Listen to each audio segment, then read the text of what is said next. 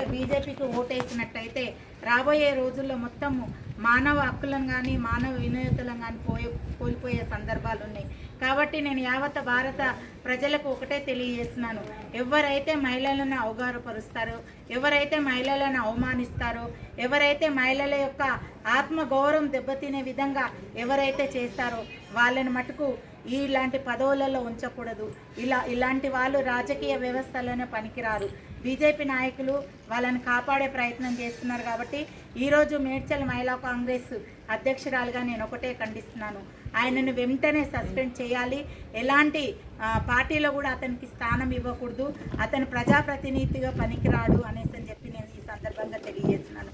మోడీ ప్రభుత్వం బీజేపీకి కానీ ఓటేసినట్టయితే ఈరోజు టోటల్గా భారతదేశం అంతా కూడా రాబోయే రోజులలో చాలా ఘోరాలను ఎదుర్కోవాల్సి వస్తుంది. ముఖ్యానికి మణిపూర్ సంఘటననే చూసుకోండి.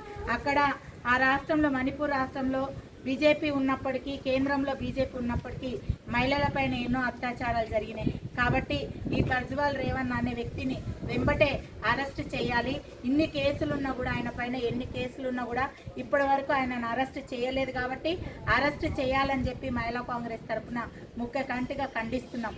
ఈ బీజేపీ నాయకులు ఇలాంటి చర్యలు చేస్తే మటుకు ఊరుకునేది లేదు.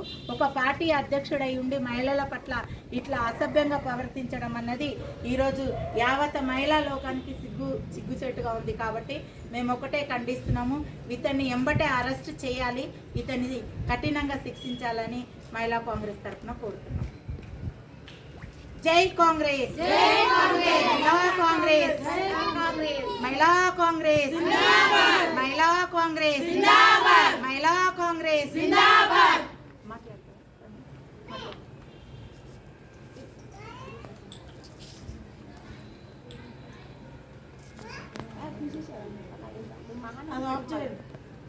నాకు ఖర్చే మళ్ళీ ఆమెకి